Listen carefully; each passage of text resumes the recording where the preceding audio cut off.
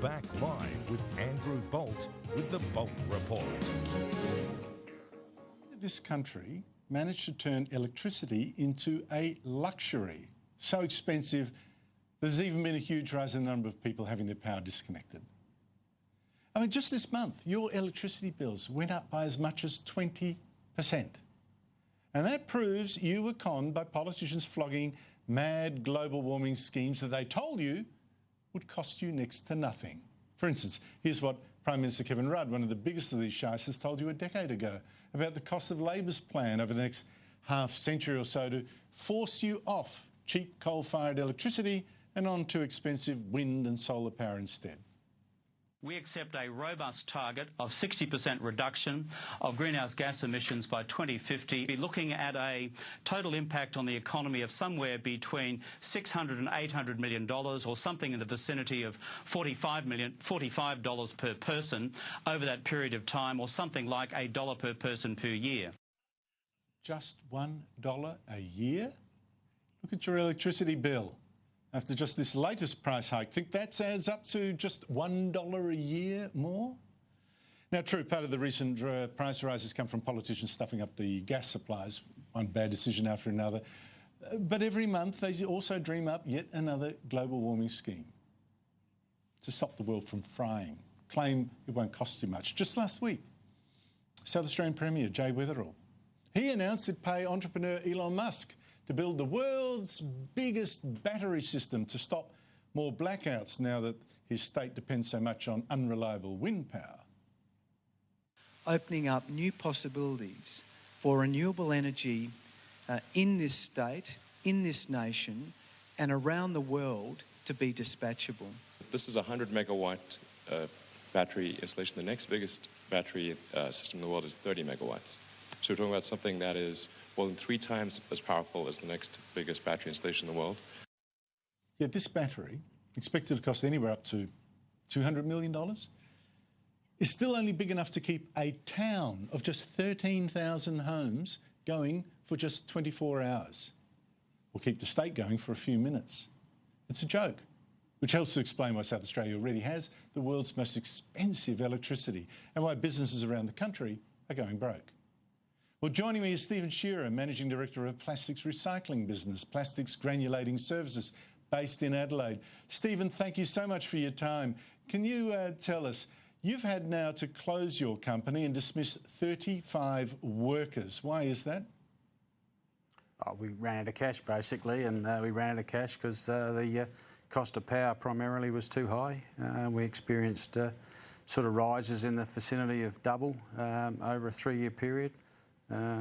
Average power bill probably 3 years ago was 80 grand, and last month we were closer to 180 grand. 180 grand a month. Okay. Now, did you get any explanation why your power bills went through the roof like that? Oh, I know why my power bills went through the roof. We've been getting consistent rises for 3 years. I mean, typical prices 3 years ago were 6 cents a kilowatt for peak power, and now it's closer to 18 to 20. Now, since you've announced that you've had to close because of this, have you figured out whether you're alone in this, or whether you've got company and struggling to pay for power rises like that? I'm pretty sure we all know that any manufacturing business is facing all the same sort of things. You know, I know that we were earlier than most, but with the closure of Hazelwood, Victoria's heading, you know, the same direction. Power prices now for Victorian companies are the same as they are for us, and you know, we're going to have the same sort of carnage in our manufacturing sector, you know, Australia-wide. And what's happening with your 35 workers? Well, currently I've had to sack them, which was very unpleasant. And we're now looking at trying to restructure the business in some way. We've been working on that for some months before we announced the liquidation of the business, and we're now lobbying for grant funding to transition our business into some new technology that's primarily low on power usage, but allows us to take some very mixed materials that are in the market and get them into our primary product stream. Now, look, part of the reason your bills went up so much is that governments think that we've got to stop the planet from man-made global warming, so we must use less coal-fired electricity, which causes a lot of emissions of carbon dioxide. Do you think the planet is now better off that your business has been forced shut? Andrew, I think there's probably three things. One, there's some irony in the fact that green energy's closed a green business. There's probably another set of irony in that we want to have things that we can't afford, and we don't think through the things that we can afford in a logical way. We're having an ideology-driven conversation when we should be having a pollution conversation, and we are suffering commercially because we haven't thought through that well. Now, you've gone through the painful process, as you said. You know, you've had to look 35 people in the eye and said, "I'm sorry, your job's gone."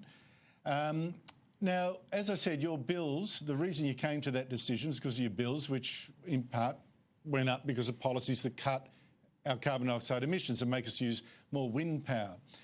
Now, the chief scientist, Alan Finkel, was asked recently what difference these sorts of policies would make. In fact, what difference it would make if Australia cut all its emissions. I mean, all of them, from cars and power stations and the whole lot. I want you to listen to him answering that question. In Australia, we emit less than 1.3% of the world's carbon emissions. About that. If we reduce the world's carbon emissions by 1.3%, what impact would that have on the changing climate of the world? Virtually nothing. Now, Stephen, when you hear that even the chief scientist says that all these costs that have been loaded on businesses like yours, all those jobs that were lost from businesses like yours, none of that will make any real difference at all to the climate. How do you feel about what you've just been made to go through? Oh, Andrew, the issue's not that complicated for me, because it's been a long time that we've been trying to afford things we couldn't afford, and there's been a very poor set of discussions taking place about what we really can afford and what we really should be having. But we are trading up our future and the future of our kids on the basis of a whole lot of ideology that's driven by people that it doesn't affect. I would dare to say that the people that are doing this don't understand that the people that are actually taking the burden, certainly my workers, probably amongst the most vulnerable. So, hurting the most vulnerable for some luxuries that we can't afford doesn't make any sense. Stephen Shearer, thank you so much for your time, and my sympathies to you and to your workers. Thank you so much for coming on. No worries, Andrew. Coming up, the panel and the latest mad claims against Donald Trump, promoted now by our ABC.